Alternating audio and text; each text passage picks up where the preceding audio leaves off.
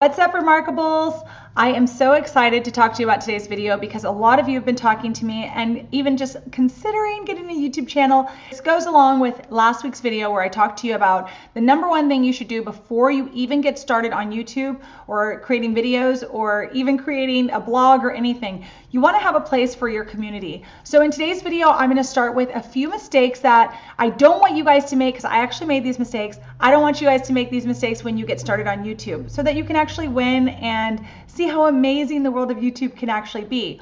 Now, I will tell you that I got a little lucky. My first video was something that got a lot of views and really started kicking off some income for me. It's not a ton of income. It's like a few hundred per month, but the thing is, it's extra income that I don't have to work very hard for, and it just comes in, right? So my point to you is that when you get started with YouTube, I really want you guys to just be able to be totally set up and hit the ground running so that you can actually win. The first thing you have to understand about YouTube is that YouTube is a business, and YouTube runs off of an algorithm to provide customers, which are viewers like you and I, and creators, the opportunity to really be in front of the right people. So it's not that they don't want to support small creators. It's not that they don't want you to do well in the YouTube space. It has nothing to do with that. And when you know how YouTube fits into your strategy, the idea of YouTube actually, holding you back or not promoting your channel, all of those things go away because that's not true. So one of the things that I wanted to really talk to you about today is when you decide to start a YouTube channel, you really need to actually commit. You need to commit to building up the channel, promoting the channel, and creating consistency for your subscribers. Now, one of the worst mistakes that I made was when I started the YouTube channel, I uploaded a video. It was all about how to start your nonprofit in 7 steps, and I left it up there and I didn't do anything else for quite a while, months, I don't even know, maybe a year, I have no idea. I realized that actual video was getting a lot of views and becoming very popular, and now I think it has like 140 something thousand views on that one specific video. But what that did to the rest of my channel over time was I built an audience, and I did not commit to that audience, and they were asking questions. I think when I came back on there, it must have been about a year later, it had about 242 comments on there that I hadn't seen. I didn't even realize that anybody was trying to communicate with me. And that would be the worst thing you could possibly do for your channel when they're getting a lot of engagement and a lot of views on one video. You really want to ride that wave, and you want to continue on with that specific type of content. So I missed the boat on that. So I don't want you to do the same. You never know if your video is going to take off or if your video is going to flop. But either way, you want to give it a fighting chance. Every single video, you want to give a fighting chance. As of the recording of this video, because I missed the boat on that, I have some videos that get 46,000 views, and I have some videos that get less than 100 views. So you have to make sure that you have a process and a way to get started when you start. You don't want to make any of these mistakes. So let me jump right into step number 2. Avoid mistake number 1, which is having a lack of commitment or consistency. If you're going to start YouTube, please stop and think about, can I commit to this? Can I show up at least once a week? Can I show up at least once a month? How often can you show up? Try to make a commitment both to yourself and to your subscribers.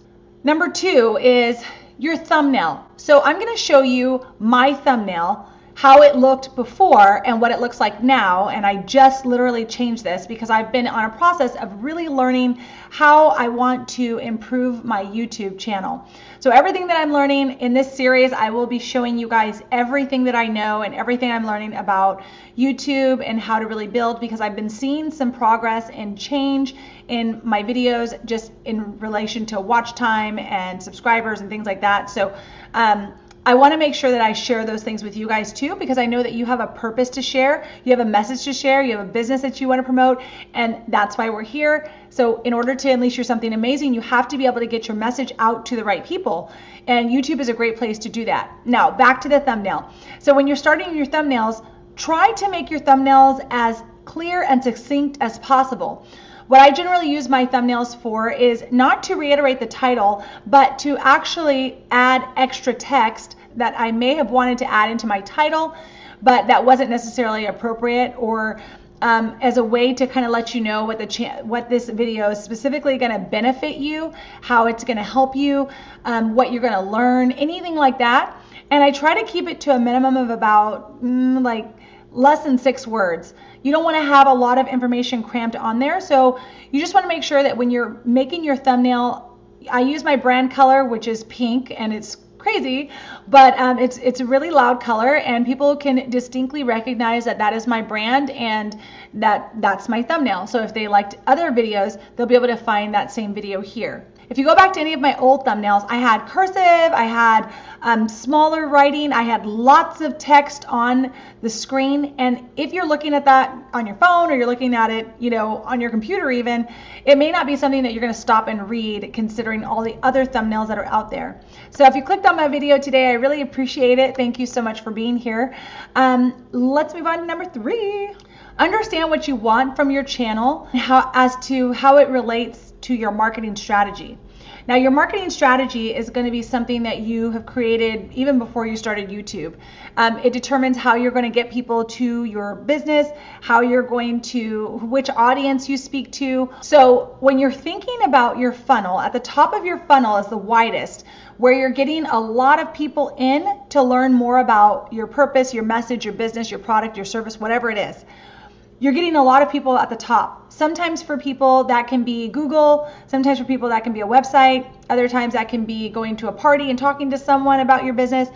That does not mean that they are going to become a customer. This just means that they are now aware of what you do. So when you're looking at YouTube, YouTube is one of those places where people become aware of what you do. Now, they may grow to know, like, and trust you from actually watching your video and liking your vibe or whatever the case, or how you disseminate your information. But you have to move people deeper into your funnel, and that's what we talk about in that Build Your Community. That's what we talk about in that Build Your Community video. And I want to make sure that when you are creating your YouTube funnel, you think about, when we talk about creating your YouTube strategy, you want to really focus on, who am I trying to reach? You're trying to find an audience. What I believe is the best way to go about this is not to niche down so far. Like when I started, I niched down super far. I niched down so much that I almost could not get out of the niche. So you don't want to start so narrow, which I know that used to be the advice before. You don't want to start so narrow. I would say, don't find a niche, but find your lane. So when you're choosing your lane, I want you to think about your audience. I want you to think about what you're trying to create. Are you trying to use your channel as a place to disseminate information about your business, or about a product or a service? Or are you trying to get people to understand who you are and show a little bit of your personality while you add value? Are you trying to attract them so that they'll go back to purchase a course or something? Or are you trying to connect them to your purpose, and so maybe you're going to be showing things about your business that people may not know, and relating it to them? So always understand what your purpose is when you're creating your YouTube videos. That will keep you on track when you have to set up time to actually go outline your video, create the content, deliver the content, how you're going to deliver it, and who you're speaking to. All of those things are very important when it comes to your funnel. You want to determine who your audience is, and then you want to create videos that are going to add value to them and that are going to be focused on some general direction. So whether it's entrepreneurship, or it's marketing strategies, or it's how to care for dogs, or whatever it is, you want to kind of, when you start, you want to focus in on those specific videos and go in that direction. So maybe you talk about therapy, and that's something that is really important to you. You can talk about self-care topics. You can talk about mindfulness. You can talk about how to control your environment. You can talk about so many different things related to therapy, because you want to talk to people eventually about therapy. Now, like I mentioned to you, I wanted to share how to start a nonprofit. So when I started that, I just created a video, how to start a nonprofit, because I felt like that was the best way to go. And that was a video that became very popular for people. They wanted to understand how to start a nonprofit. I didn't do any research. I didn't know that that was the way to start. But that's why I'm telling you, you have the opportunity to start with a clean slate and know how things work and really win on YouTube. Now, another good tip is to make sure you let people know when you actually upload. Shameless plug, every Tuesday at 11 a.m. I upload a new video. So people just need to know when that is and when they should expect it and all of that. You can ask them to subscribe, you can ask them to click the bell, and I will do that right now. So if you could click the bell, and if you subscribe, if you're liking this video, go ahead and do that. That's awesome. The biggest thing you can do is have a place to direct them off of your platform. Because if you just keep people here, you may not have the opportunity to go back and find that subscriber who liked your video and may have wanted to engage with you if you don't have a place to direct them off of the platform. So you may not have a call to action right now, and you'll hear a lot of that, have a call to action at the end of your video. But subscribing is not necessarily a call to action that's going to help you in the long run outside of building up your subscriber count.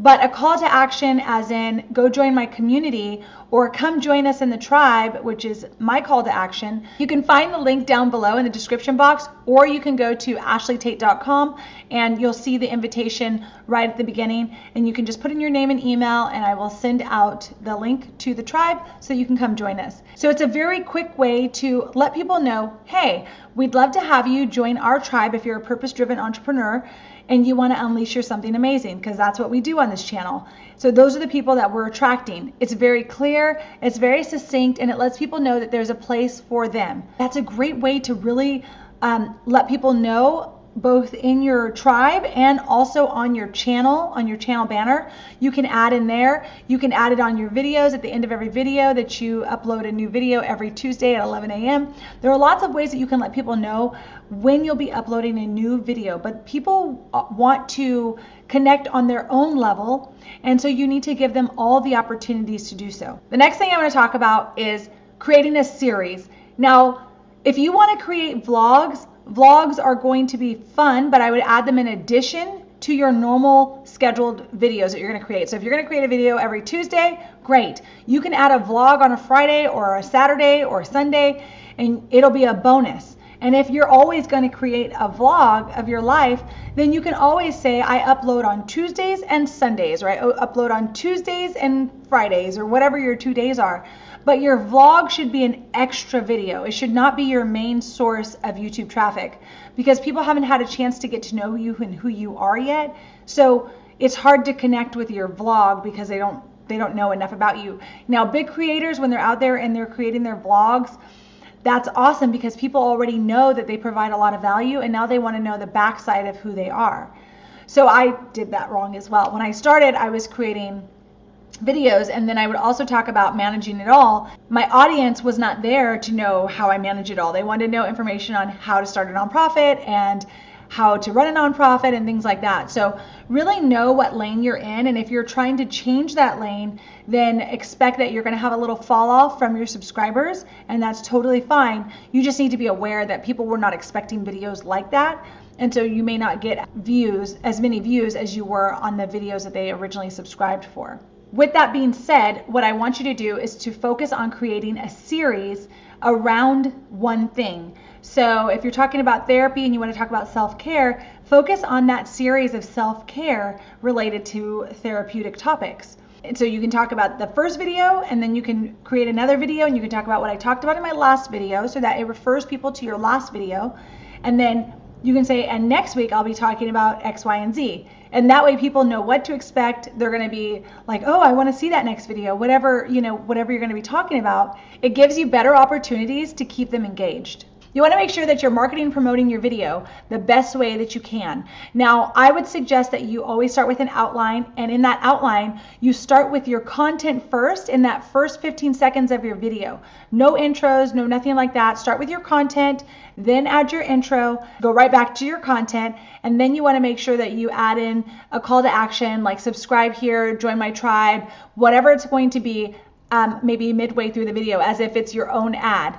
And then go back to the content and create something that you might want to cut out and maybe put on IGTV if you're on Instagram or on Twitter, some sort of video of you. Video is doing really well right now, so you want to make sure that you're using that to your advantage so that you can also win. You can use that call to action time where you can say, subscribe to my video, watch my last video, You can link to a playlist there. You can add a card there.